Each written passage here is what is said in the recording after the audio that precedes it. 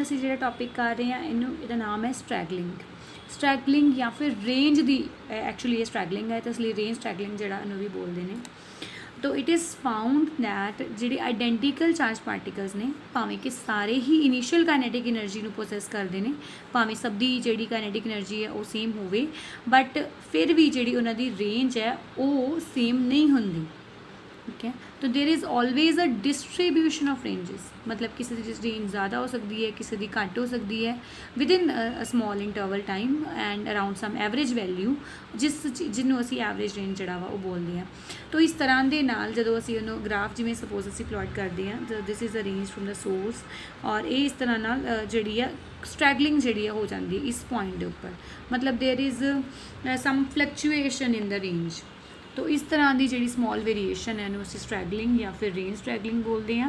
ये जी स्ट्रैगलिंग जी है ये कॉमन है, हर एक जो हैवी पार्टिकल सब के लिए कॉमन है। हुण ये जी कुछ रीजनस है वो असी करांगे। द फर्स्ट रीजन इज़ कि जी रेंज है वो इस तरह डिटरमिन की जाती है भी जिमें वो जो पार्टिकल है लीनियर पाथ ही फॉलो करता है, बट एक्चुअली भी जो पार्टिकल है वो लीनियर पाथ फॉलो नहीं करता। तो इसलिए जी असी मेजर करते हैं उस तो घट ही होंगी है। ठीक है, तो यह चीज़ हो जाती है। उस तो बाद ये है there are fluctuation in energy lost by an electron in each collision. हर एक क्योंकि वो जो इलैक्ट्रॉन है या सॉरी जो पॉजिटिव जोड़ा साढ़े कोल हैवी पार्टिकल है जो वो जा रहा है अंदर, उन्हें अलग अलग जगह के उपर उन्हें कोलिजन करनी है, और हर एक जगह के उपर जो उन्हें कोलिजन करनी है वो एनर्जी लॉस के चेंजिस जड़ियाँ ने आ सकती ने, फ्लक्चुएशनस हो सकती ने। वो फ्लक्चुएशनस के कारण जोड़ा वा रेंज के जोड़ा वा फर्क हो सकता वा। इस तो इलावा जिस मटीरियल के अंदर वो जा रहा है, जिस मटीरियल जो मटीरियल खुद उन्होंने अब्सॉर्ब कर रहा वो खुद नॉन यूनीफॉर्म डेंसिटी का हो सकता है, क्योंकि कोई भी जिमें असी क्रिस्टल स्ट्रक्चर वगैरह भी पढ़ते हैं everything is not perfect. So in that way जो डिफरेंट पार्टिकल्स ने डिफरेंट कवर करते हैं पाथ नूं, इस तरीके नाल जिहड़ी स्ट्रैगलिंग है ये हो जाती है। तो ग्राफ अगर असी प्लॉट करते हैं नंबर ऑफ पार्टिकल्स जिहड़े पेनिट्रेट कर रहे हैं और रेंज, तो इस तरह का सानू ग्राफ मिलता है।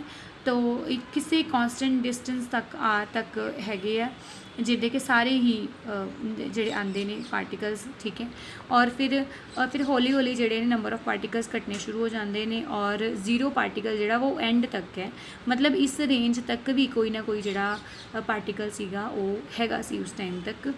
तो ये जोड़ा वा हुण इहदा जिहड़ा मीन जिहड़ा वा वो इत्थे लिखिया होया तुहाडे कोल R0, ये हैगा वा जिथे कि हाफ ऑफ द इलैक्ट्रॉन्स जिहड़े ने नंबर ऑफ पार्टिकल्स वो चल जाते हैं।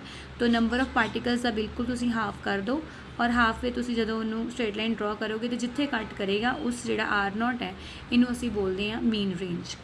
और जदों उन्होंने इस पॉइंट नूं इहदे नाल टेंजेंट ड्रॉ करके एक्सट्रापोलेट किया जाता है, तो ये जिहड़ा REX है इनू असीं एक्सट्रापोलेटेड रेंज जिहड़ी है वो बोलते हैं। तो जिहड़ा इन्हां दोनां दे विच जिहड़ा डिफरेंस है बिटवीन द रेंजेस R0 और REX, यानी कि की हो गया साडे कोल REX माइनस R0। तो ये जिहड़ा पार्ट है इनू असीं बोलते हैं स्ट्रैगलिंग पैरामीटर।